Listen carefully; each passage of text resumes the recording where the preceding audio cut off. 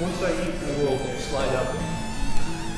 I didn't realize the one on been down. All right, hello everybody. We are here to play Enemy Mine and talk to you about Enemy Mine. For anyone that doesn't know, Enemy Mine is a game that we made here at Schell Games. I worked on it. My name is Mike. Hi, I'm Connor. Connor also worked on it. We've got Yotam in the back there, if you can see him. I don't know if the camera... He also worked on it.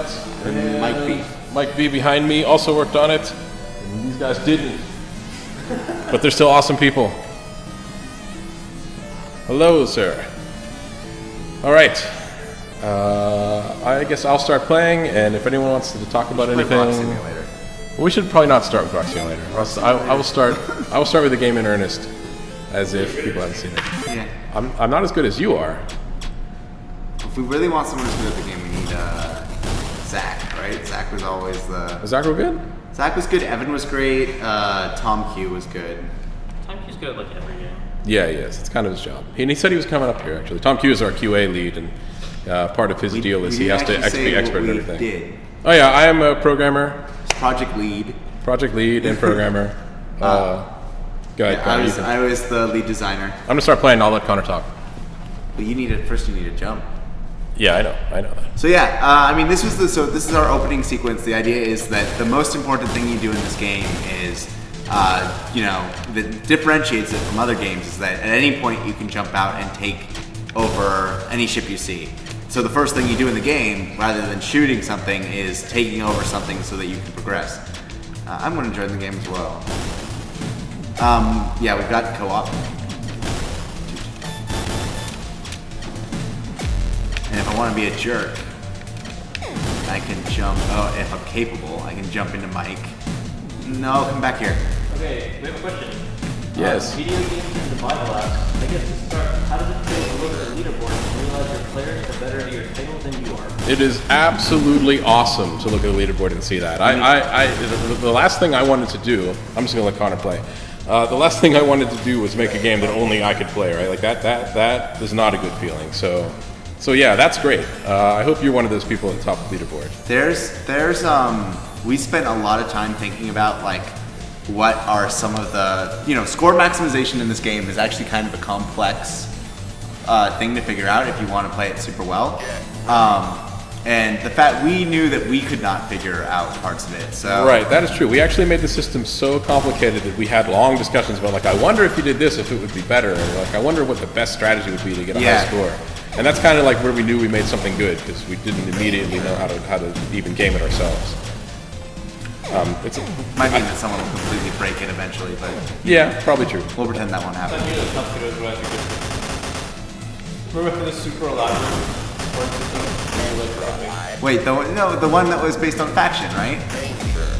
Where like you get more points for destroying ships of the faction opposite of the one you're in. I kind of liked that idea, but we did already have like 4 layers of our scoring system. I don't really remember how I felt about it, but apparently I didn't like it that much.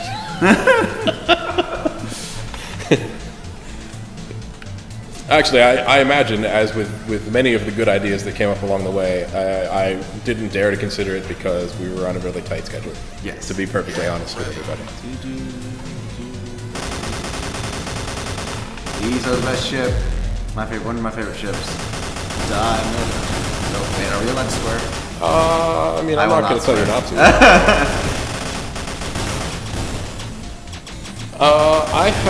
I have never seen a video where somebody did something to quote unquote break the game.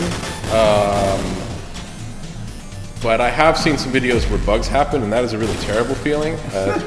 I've actually been in, so I've watched some people stream it and had the game just break and just had to apologize to everyone and feel stupid.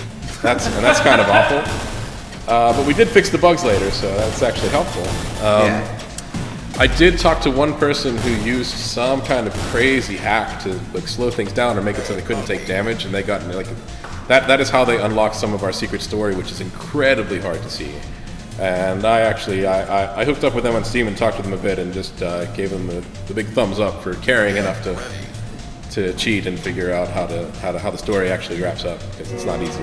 Yeah, so we introduce new kinds of ships like once every like 3 waves or so. I think that they're more frequent in this first level. But there's so many different variables in like maximizing points, because like this ship fires 3 shots at once. So I could do stupid things. I'm probably gonna die if I actually try to do that. It's not only like can you kill a ship with every shot. Sometimes it's how many ships can you kill with 1 shot? Yeah. To answer your question, I have never seen anyone come up with some strategy for scoring that we haven't thought of ourselves. Yes. I think we kind of hoped that more people would find and play this game and that something would emerge that we hadn't thought of. But as far as we understand it, I think the way scoring works is you have 2 multipliers. One that increases for each ship that you kill in a ship without jumping. So it behooves you to stay in the same ship and use all the ammo really well. And then we have a second multiplier. That's the one that gets displayed. That's based on how many kills you get without taking any damage at all. So clearly you don't ever want to get shot. That's the way to keep your visible multiplier getting higher and higher. I think we capped it at 10 so it wouldn't get ridiculous, right? But yes, but it's also complicated by the fact that, and this is the big sneaky variable that I'm sure that someone would figure out how to use this. Oh, I'm screwed. Someone will figure out how to optimize in the best way, is the fact that every 10 shots you send out a giant shockwave. Every 20 kills, right? Every time, whenever you get your multiplier up, it sends out a shockwave. And that shockwave has a number of effects that you can interact with in weird ways. Right, so it disables all the ships, and I think the thing that Connor was trying to talk about, but he's not going to be able to when he fights the boss, is the strategy there is to actually crash your ship into all of the derelict ships, because you don't take damage for doing that, but you do get a small amount of points. You get some points, and you also increase your multiplier, your hidden multiplier, quite a bit from doing that, and it's a way to get really, really high scores. So I think Yotam pioneered that strategy. If I'm not wrong. Like that, see? There's a question about was there ever a ship you cut as being too under or overpowered in the initial player? No, I don't think so. Really, we're on a really tight schedule. 4 on this level. Where are we? Probably playing this over and over again. Yeah, that's how we've done. This is also team. Yeah, the team high scores are different. So I think we didn't cut any ships that got in. We didn't really have that kind of schedule. We had a lot of ship concepts that we talked about that we cut because they would either be too powerful or even more commonly because the implementation of them was difficult and we didn't have time to do it. We had an idea for a ship that shots would spiral around the screen. We had Connor was really excited about a ship that you could angle a mirror and it would make the shots deflect in different ways. Yeah. I mean, I am a big fan of puzzle elements, and so, I tried my darndest to incorporate crazy puzzle elements into a shooter. Yeah, well, I think you did a good job, actually. Like, that is one thing that makes Enemy Mine kind of unique, is it does have lots of puzzle elements. Yeah, especially if you're trying to maximize your score. From the very beginning, like when you were doing the jamming project, I was just passed on. like, it was very clear that one of the advantages of the jumping mechanic is that you can have super overpowered ships. You don't have to put some super finely got because you're gonna run out of ammo. That's why I think we talked about it earlier on, we're like, oh, we should limit the ammo. Yeah, there's totally a thing where there's ships that can clear the entire screen. In fact, there's one that's just like a bomb that can clear the entire screen. It's when you have those overpowered ships, when your goal is to get as many kills as you can with that one ship, the question is when do you expend it, right? Because if you saving it, you might be missing ships, but that would get you points. But maybe there's a better time to use it later on that would give you points that make up for the ships you miss. If that makes sense. Yeah. Also, the variables that we have to tweak things are, because your multiplier is also based on when you get hit, a big variable for a ship is how quickly it moves. Because how big it is. Because a lot of people will tend towards the smaller ships actually that don't maybe have as much firepower, because they will help you, there's less risk involved in being them. If that makes sense. The risk reward of ship size and power is an interesting element of the game. What were the differences associated with the whether it's co-op or single player? I can answer that one. The variables were things we didn't look at because co-op was a crazy thing. We should never have tried to get in. Mike C did it anyway, so we just got in there. Is that accurate? It's not exactly right. It's totally accurate. I mean, so co-op was planned from the very start. I think what you're actually getting at is I threw co-op in totally naively, very little change to support it. Yes. And it was just kind of chaotic and fun, and we didn't do very much to change it. Like, co-op works pretty well with 2 players. You can actually play the game kind of seriously. If you play with 4 players, it turns into chaos. Which is also fun. It's also fun. It's a very different game. And I've seen people that like playing with 4 players. I've seen people that only like the 1-player game because they want to take it seriously. And I don't think there's anything wrong with that. Yeah, I guess it's not like I feel like you shouldn't have done it it was bad that we got it in. It's awesome that we got it in. I'm saying that if we had been realistic about the schedule. Oh, absolutely, yeah. if we were being realistic about how much work it would be to put multiplayer in and think about it and do it right, we would have cut it as soon as we pitched it. We would have been like, yeah, except we can't actually do that. But we weren't that smart, or we were just crazy enough or something, and it happened. So here's a ship that presented an interesting design challenge. These ships that walk along the ground were, for the longest time, traps. Like, we would frequently get, people were would see these ships, get excited about them because they were so different, jump in them and immediately go like, this was the worst idea. And get in situations where they just couldn't survive because at the time, they only fired up.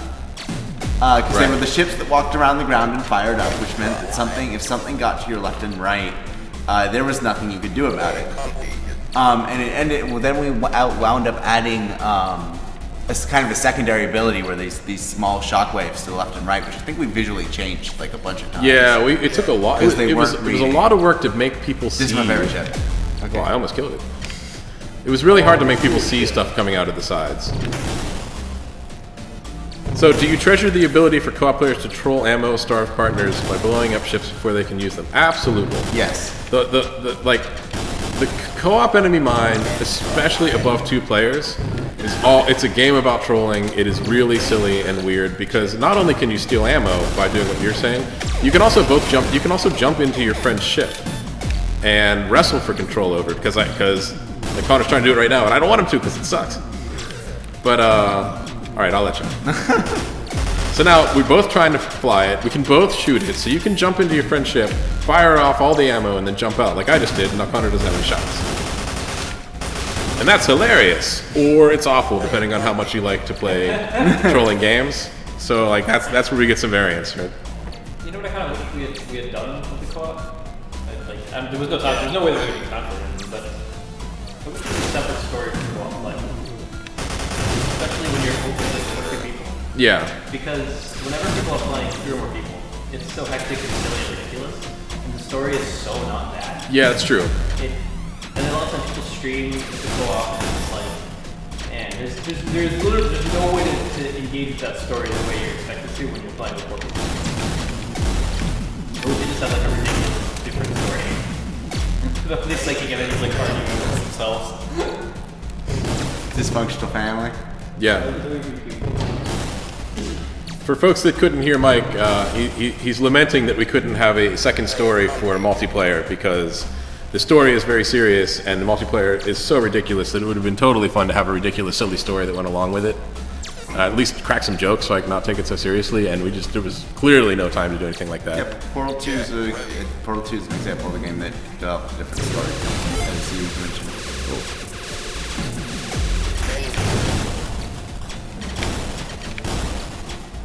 Can you guys hear Mike B? Yeah, actually, how do things sound in general? We died. Yeah, we died. We were talking.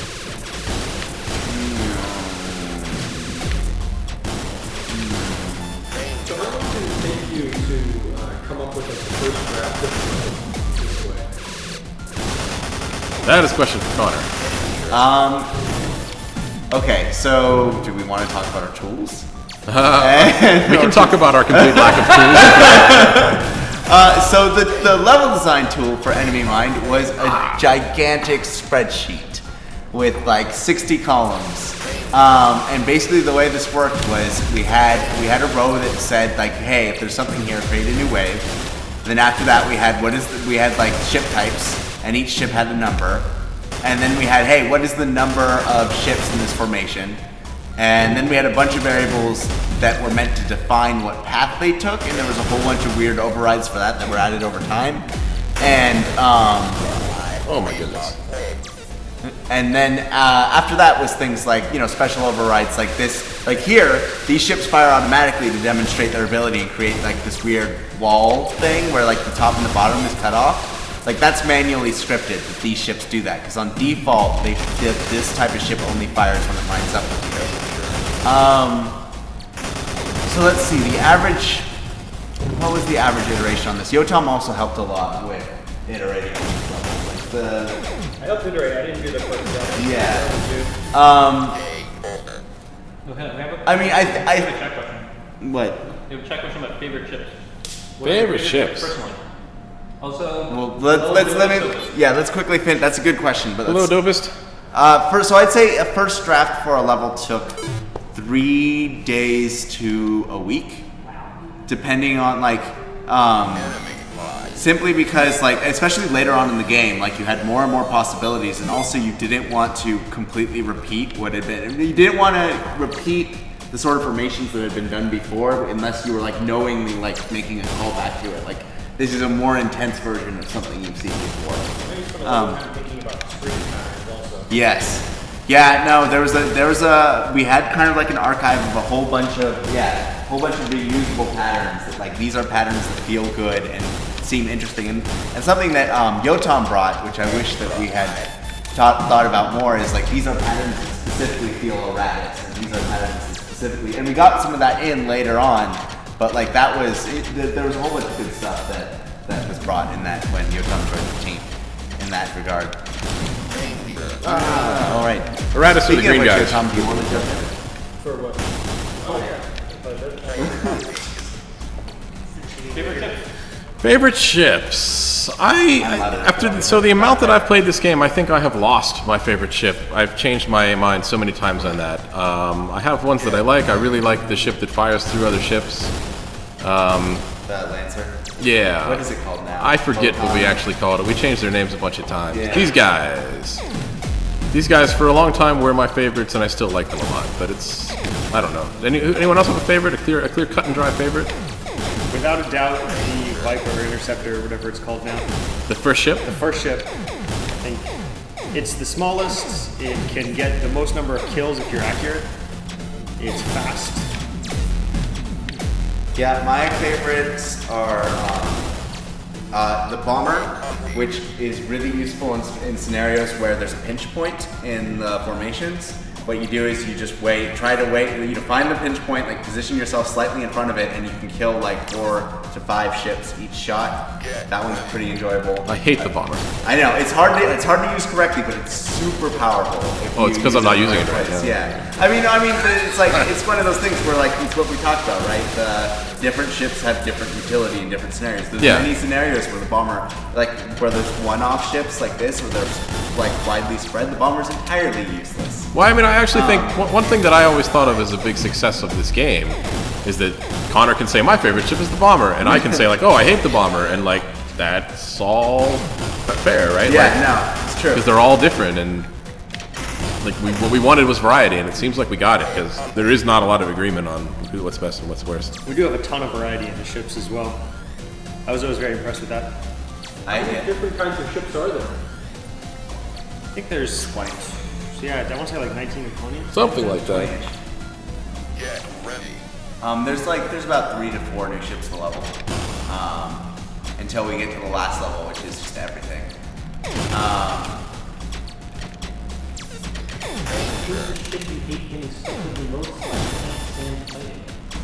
The snaky ships that leave trails of dangerous poo behind. Because I can't use them at all. I have no idea how to use them effectively, and they're really dangerous. Yeah, that one, they cause you a lot of trouble because they cut off corners of the screen, and to use them, you've got to be super familiar with the level. But I have seen people use them really well. I hate the ship that Mike is in right now. Do you? I do. Everybody loves that I ship. don't like the light pod. I always get hit with it. I can never get enough kills, and it kills my multiplier. I'm a score junkie though. Chris, feel free to drop the link to your stream in the chat if the bot will let you. I think it will, and yeah, I'll totally check that out. It's Toontown streamer. That's awesome.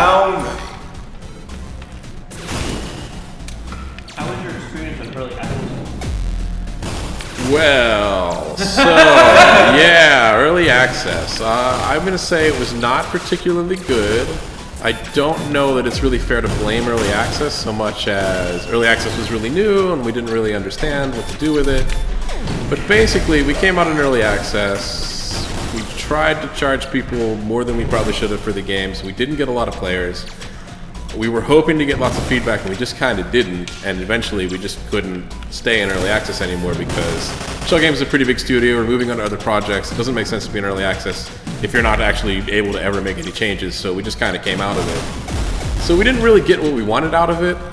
Well, our hope was really that we'd get a bunch of people and start to see some of that score, where people are dying and what are the attention points, and we could really polish it up because we had metrics and we were recording data off people playing, which is Tell them to get a ship. They're killing everything. All right, get out.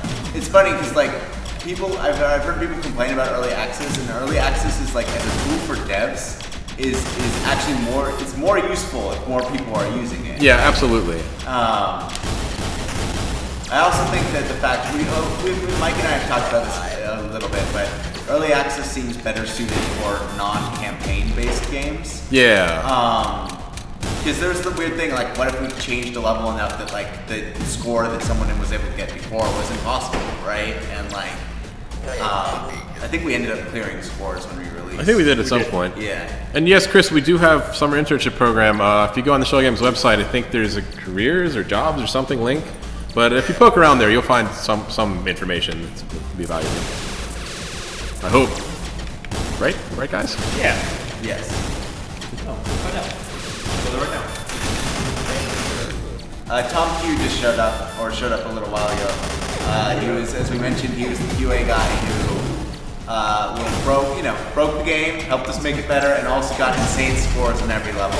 When you're talking about, when you asked how does it feel to look at the scores and be like, they're all the players are better than us. I'm sure Tom could put his mind to it and he could get up there again.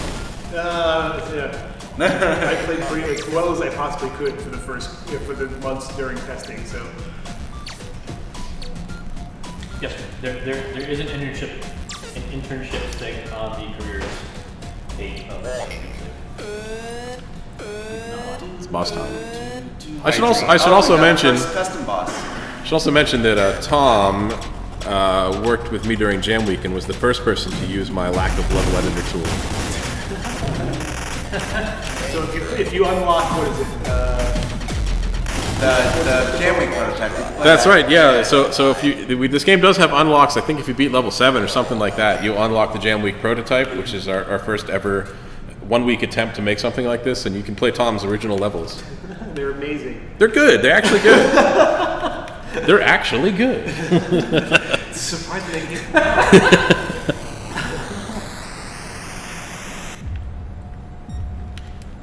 I don't think we are working on bringing Toontown back. Yeah, Jesse's always talking about finding some way to make that happen, but we are not actively working on it as far as like writing code and stuff.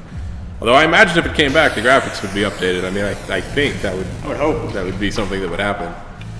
Some angry letters to the Disney Corporation right now. Yeah. What? Oh, I see. Everyone eventually became game development. We've always been indies, and why are there so many beardless faces in this room? This is game development. Heresy. I shaved like 2 days ago. I have a beard. So many what beardless faces? I just have a trimmed it beard. last night if I know we were streaming. So Tom, bring your beard in here. when Come on. when I slack Go on, home and get your beard. Hey, just put your head in front of my head. Then. When I slack Camera's on, up here. Look at that beard. Good I man. have to say, It's alright. yeah, we had our big client, the project that Patrick and I are on right now. We had the CEO, basically the way it was put, the man who pays the bill. Are you saying that you were told to shave? Because I don't think that's true. We were told to be nice. But so how did we get into? I'll take the question. How did I get into game development? I can't speak for everyone else. I didn't. I got into game development more or less by accident. I've always been a big fan of video games, which I think everyone my age can say that. Oh, this is the best shit. So about 9 years ago, I was working in .com land and making tools for people to plan retirement and manage their contacts if they were working in medical, this and that. Super exciting. And Schell Games needed someone to work on a system that they were going to use internally for task tracking. And they hired me to do that. And after 6 or 7 months of that, we got a fairly large project, and I ramped up on it and started doing game dev. And I've been doing it for about 8 years now. And it's awesome. Yeah. What was the project like? It was Fairies, Disney Fairies Online. So way back in high school, I had been interested. There's a couple tiers of ages here, and I'm on the lower end. But I've been interested in doing film and theater were kind of my two interests. And at some point, I casually picked up Psychonauts, and that game got me thinking about a lot of the things that games would be capable of that those other forms could not do, or would not be, could not do in the same way. So ever since then, I've been interested in games. I wound up going to Carnegie Mellon for it, and while there, I joined and ended up running a club called Game Creation Society, and that's what I got a lot of my game development experience from. And then, luckily for me, my final semester before I graduated, Schell Games came by and was like, let's sponsor the release party for this club that is at this college that, now that we have some money. And I was showing a game that happened to line up very well with what Schell is interested in, and I got an offer. So that's how I got my first professional job here. But yeah. I did not know that.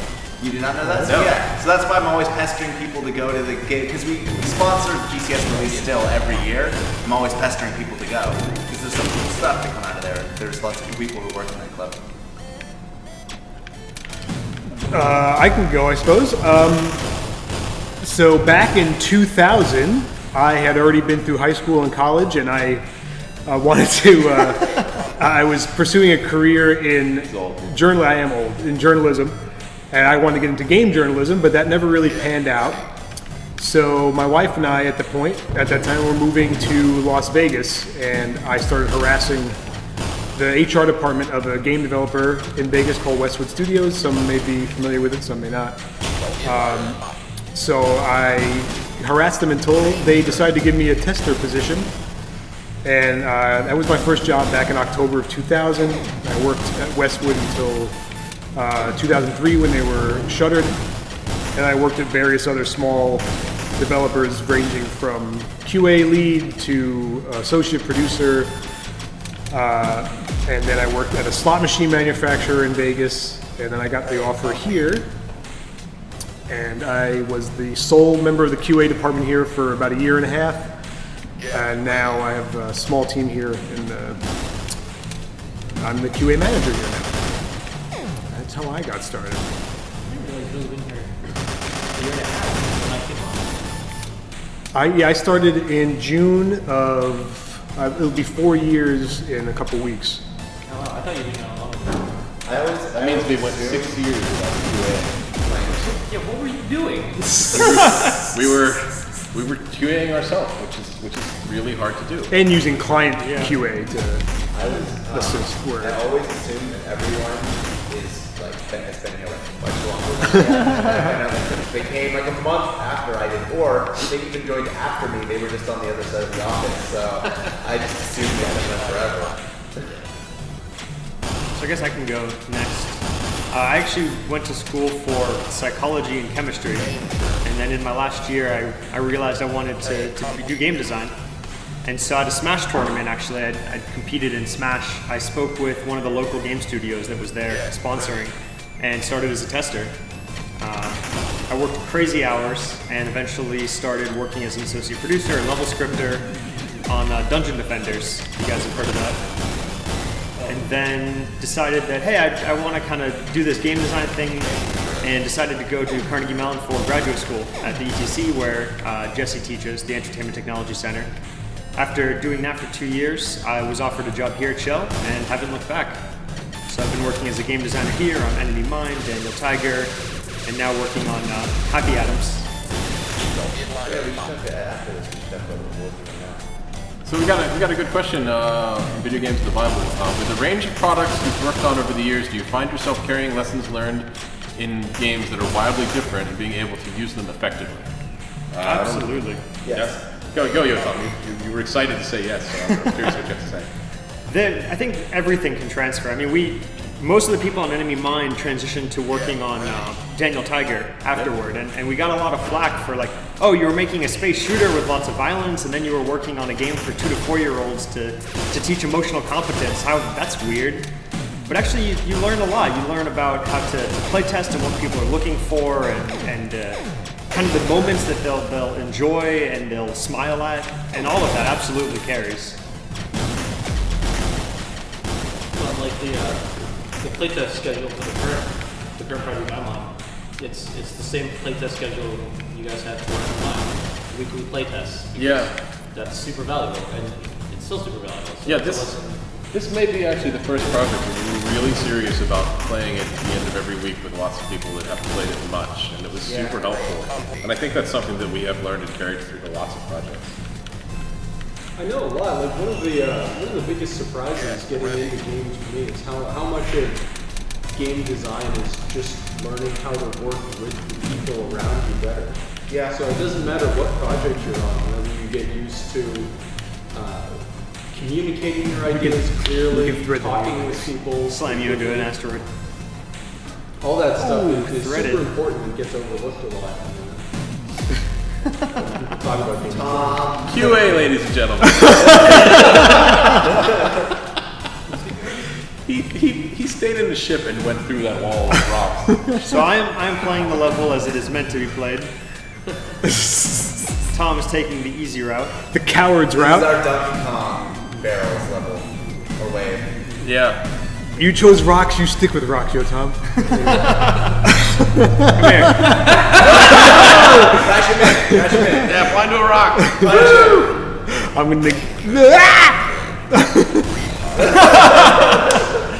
Wow. Jealous. If you can fly through that rock field, is there a missing story point? No. Okay. No, yeah, you Fly through this rock field. Oh yeah, some of them are different. Let's see if I can do it. Hold on a second. So I'm just wondering if I I if got I had it. assumed you can't be a certain faction by the time. Oh man, look at that. Look at this. No, you're always human. no matter what. No, but he's asking if you could thread through as an errata ship. Yes, somehow. You have to be in a small ship, for sure. I guess it I feel like you didn't make that assumption though. Probably did. That's probably something. You want to rock? You can't even see one of Thank them. you. I'm sure that there are a few story points that are not accessible. I mean, there are errata story points through level 1 that you can only get through by exploiting it's not An exactly a bug, undocumented but it's feature. Yeah, like you have to grab a ship and fly backwards and keep grabbing the same ship over and over and over again to get your errata faction high enough. So like, Without you spoiling can. anything, can you talk about what you mean by story points? Like, Sure. how you can I access should probably let. No, you don't want to talk about it? All right. So yeah. So what goes on in this game is you've probably noticed that there are sort of orangey ships and greeny ships. Those guys. The technical are, terms. Yeah, Those that are is- the that is- factions. that's the technical term for the colors. I learned that from the artists. We're So- conveniently not here. Yeah, they're not here and they're not watching. So orangey and greeny. So the more time you spend in greeny, which is erratas, the more you sort of sympathize with what they're going through, because you sort of learn that this is a war going on and you're sort of a third rogue element in the story. As you, depending on, at the end of each wave, depending on where your sympathies lie, you get a different piece of the story. So there is an entire errata story, an entire human story, and it takes probably a lot of very deliberate play to see it all. Here's a question. Has the rise of streaming and YouTube changed the way you develop games? It definitely changed the way we interact with the community, for sure. Yeah, I mean, it's like, it exists, so we get to do stuff like this, which is awesome. I don't know that we've really figured out how to best make use of this yet. We're kind of here learning that right now, so it's awesome when people show up. I saw lots of Toontown ideas popping up in there, so we'll definitely save the chat and let Jesse read it. How many people are in the chat right now?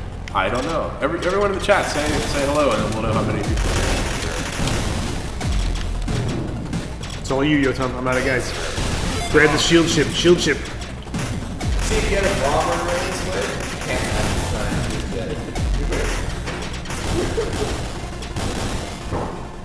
Your Tom doesn't need the shield ship. Yeah. Like I said, coward's way out. Anybody else want to talk?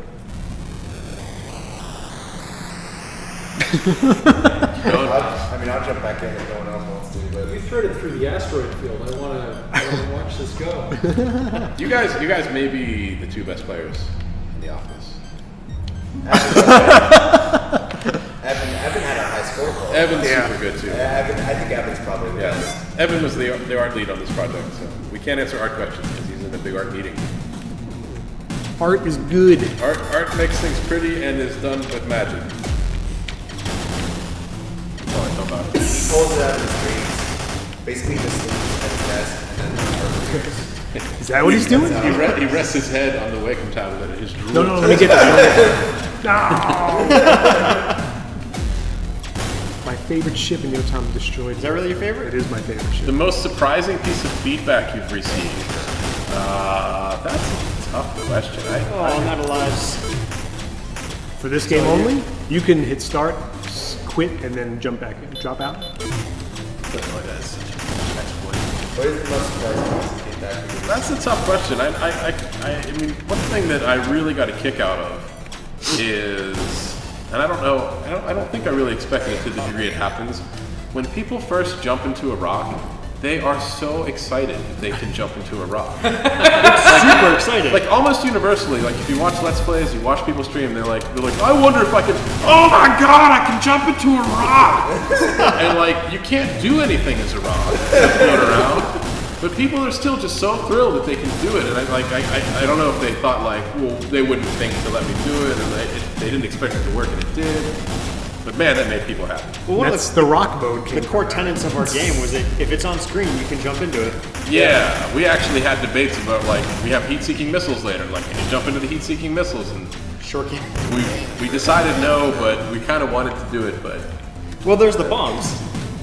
yeah, The little floating there are bombs. proximity bombs that like they exist so that if you get near them, they explode, and you can shoot them and they blow up other ships. But you can also jump into them, And It's usually not a good idea. it's not to. great because there's still proximity mines, so if someone flies near it, you'll just explode. But yeah, we made it was our rule. Like if it's out there, you can jump into it and beat it. Find a piece of feedback you received. Yes. Oh, that's what I was answering.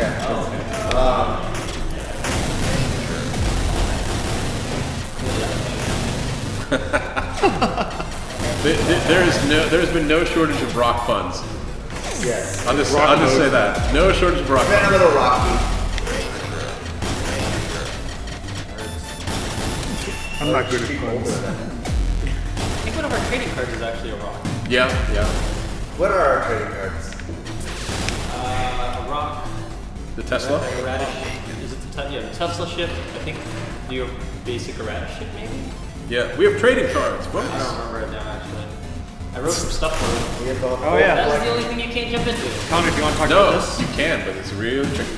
Yeah, it is possible. Yeah, I mean, like, so there is, you have one element that will limit your ability to jump. It's connected to the narrative of So you can trigger third faction. explosion. You Yeah. can. You can trigger a multiplier and then you can jump into it.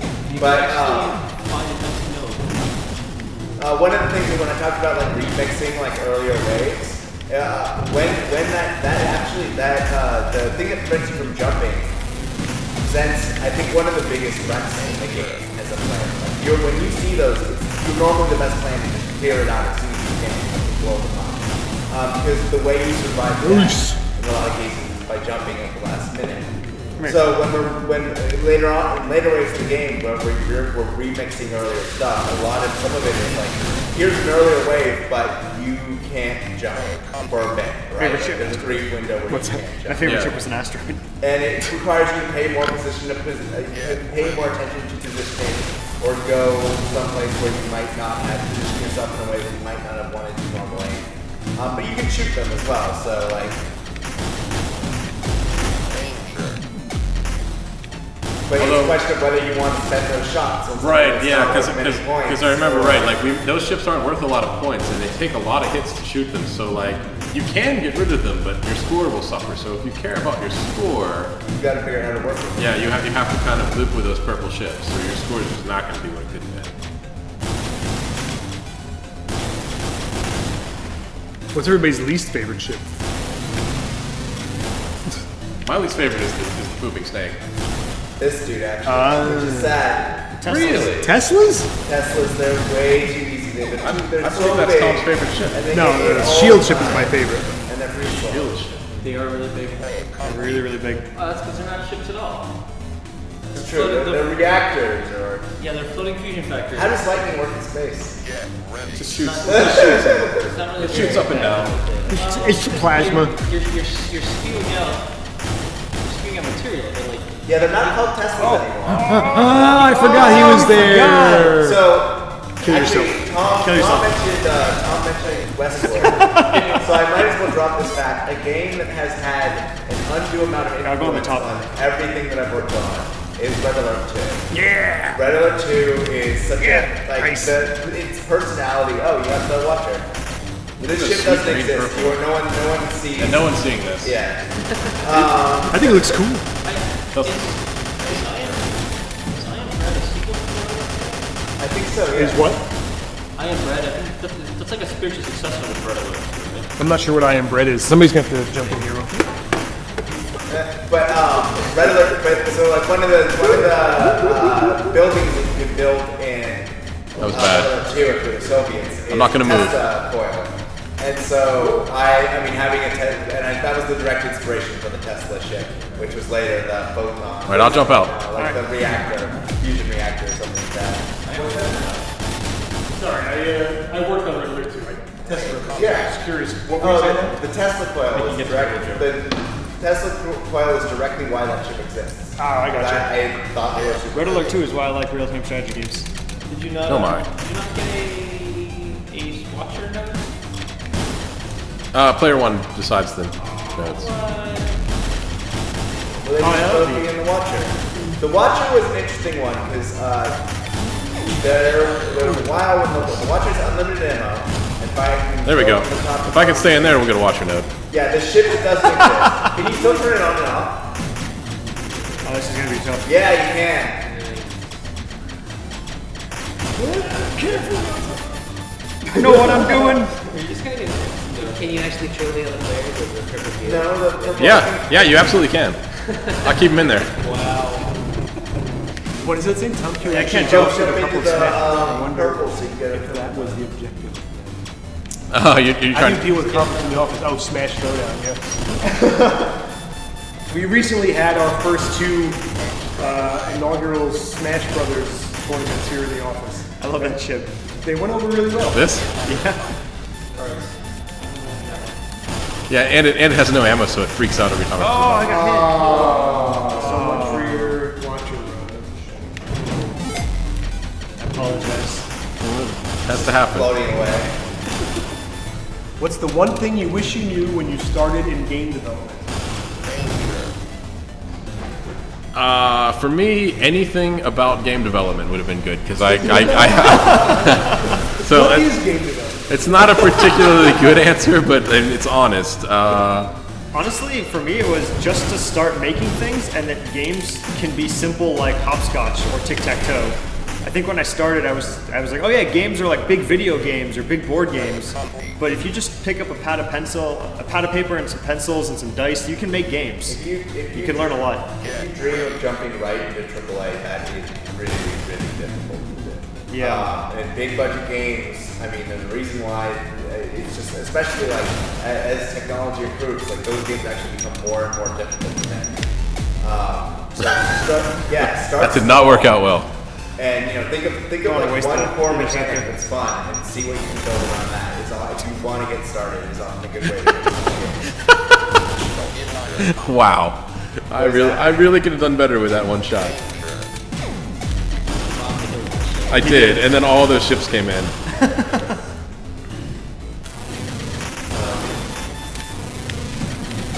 What do you guys do before you started? One thing that I still wish I knew better was sort of more about what the disciplines that I'm not into.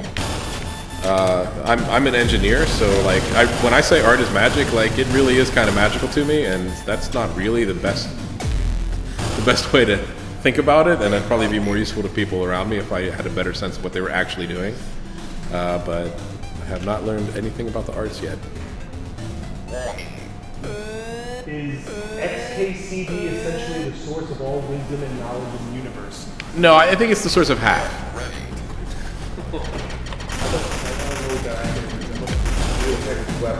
Yeah, it's a webcomic.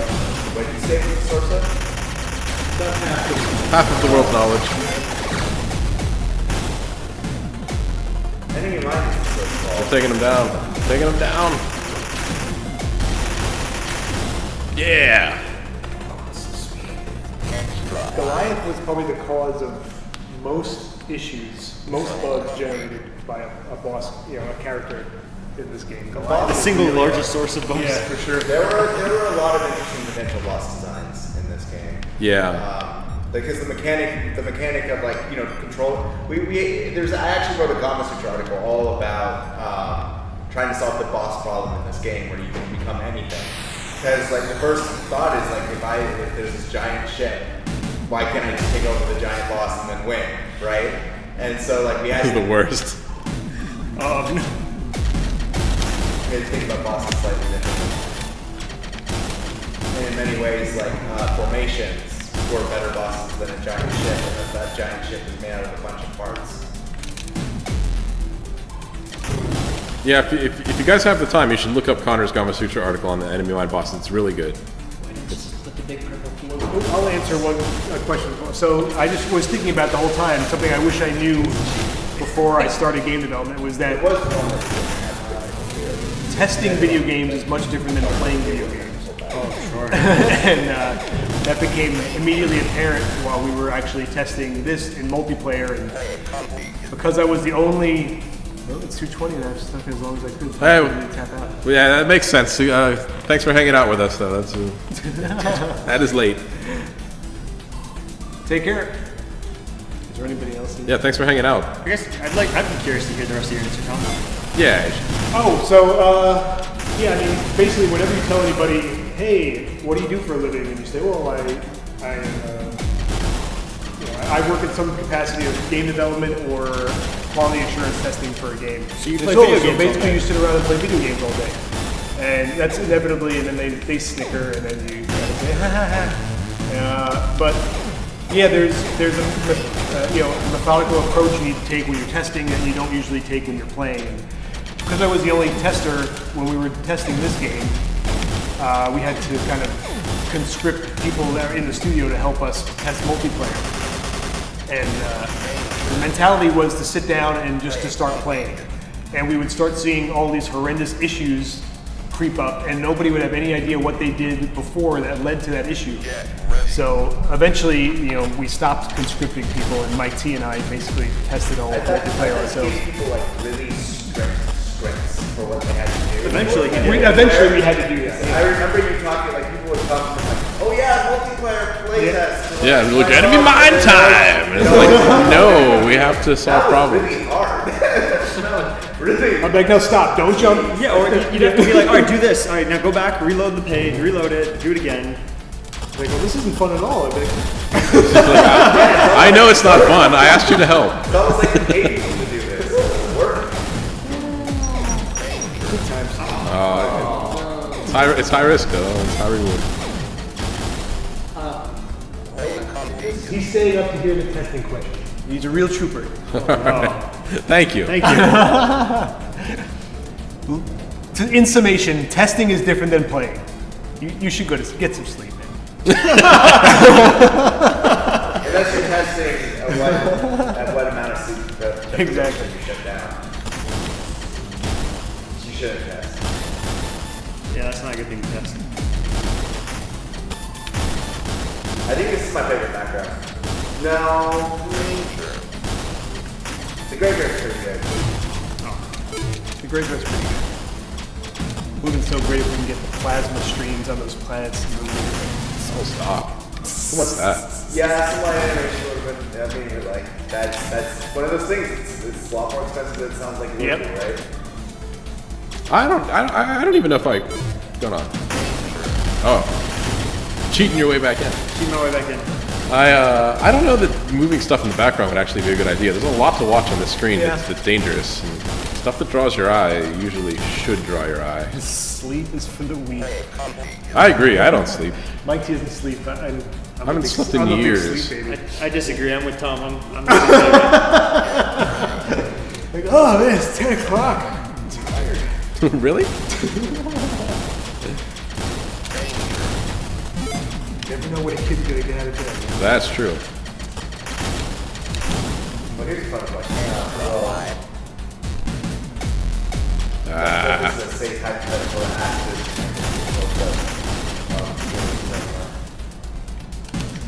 Oh, whatever. If you guys theoretically made a sequel, like, and you could change one thing about the basic format of the game, well, at least there anything you guys change, I'm curious. Basic format of the game. But like would you if stick you were with to take pixel the art? concept of taking over ships, like if you could theoretically do it in top-down shooter, right? Or like someone, it's like something we talked about, right? Like, Yeah, I mean, my first concept for this was it was a bottom-up Galaga type shooter, but I mostly went with this because screen real estate and being realistic about where people would be playing it, I didn't want them to just use the middle third of their screen. And yeah, that's just me being practical. Would you stick with the old school aesthetic? Or? I always stick with the old school aesthetic. I'm the wrong person to ask to change from that. This is like, to me, this is what games look like when games were good.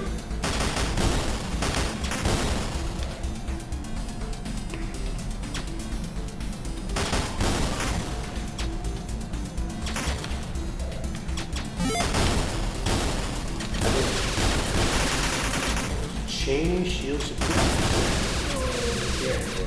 I think I'd go with more environmental. I mean, like,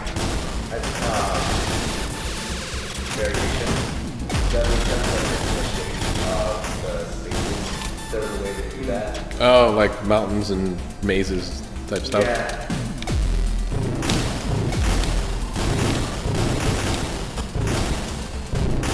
But if I was to like completely do something crazy, I would. I think like a top-down like space exploration game with this sort of mechanic would be really cool. right? Like you're flying around and you see another ship. It's like I did not know. It's the camera moves with your ship, and like you jump out and take over. We have 4 minutes. It's really weird, but it could be interesting. But that is my favorite ship. Yeah, those are pretty nice. Absolutely. They're my second favorite. It's a close tie. They're my favorite human ships without a doubt. Anyone try to escape velocity? Okay. I know you play escape velocity. Any game is in space. That's very true. You gotta get ready for the Iran trail. Yeah. Hey, come on. Are you talking like kind of like a Star Fox type? Star Fox, actually, that's another one that we talked about. Like, that's a different type of game. But Sure. Yeah, that's another like, what would enemy mine be like? I love that. Like Star Fox. Or Yeah. Yeah, for sure. Or That's pretty awesome. Everything on rails. It's a fun yeah, ship. that could also be really interesting. Alright, so I'll probably drop out here. Connor, if you want to hop in. Gotta get back to work. It's actually 1:30. I don't know what time you guys are. Yeah, we're about done. What has your? Oh, here we got more questions. Licensing, or I think client versus original. Yeah. It's pretty different. I mean, Thanks, everyone. Yeah, take care. It's different, but I like both. It's a different challenge, right? and I think I guess it's not all that. I'm dead, so I jumped in just to be dead. Yeah, we have to stop anyway. All right. But I'll try to answer your question as Connor's shutting stuff down here or whatever you're doing. I need your controller to quit. There you go. You don't have to quit. Just Well, let it I run. want to show. Connor's gonna show something off. Yeah, we have the Jam Week prototype. We'll just run this for a little bit while you talk. All right, yeah, cool. Connor's gonna play the Jam Week. Oh, it needs the keyboard. Oh man, remember when we actually thought that keyboard controls might be the way to go?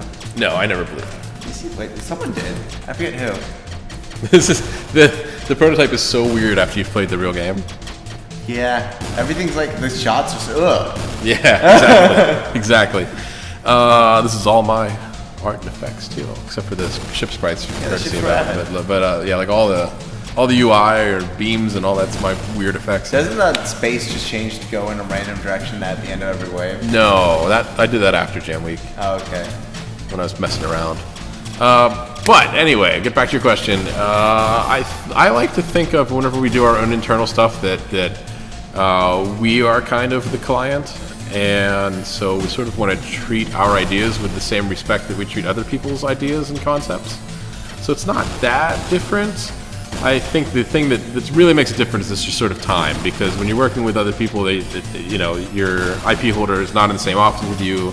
So there's all the extra time spent in meetings and making sure that they still like stuff, and you want to talk to them as often as possible, but not so much that you're crippled but not being able to get anything done, so there is some balancing there. It took us forever to figure out the UI. That's probably the main difference. Yeah, we could do a whole stream just with Evan Yeah. talking about all his UI It's one of the things. things I'm remembering as we look at this. We had that dot UI for a long time. Yeah, we did. That was one of the longest lasting things from this prototype. All right, I'm going to shut it down. Connor's going to keep playing so you don't get bored while I fumble with this mouse to turn it off. But I want to thank everyone that came Yeah, today. thank you guys so Thanks for much. watching. If you're still there, this game is on sale, currently 70% off on Steam. I really should have said that more than just this once, but I didn't, and I'm sorry. It's But go five check it out. times now, just to make it clear. Yeah, go buy the game. Go buy the game. You should really go buy the game. You should go buy 75% the off, game. It's cheap. 70% off, 75% off, 75% Good deal. Good off. deal. You should do it. All right. Goodbye. That's great value. How do I turn this off? I don't know. I'll figure it out. I won't Dude, figure it out. I'm so bad at this. No, I can't Alright. do anything now. Wait, Connor, stop. Oh, am I messing things up?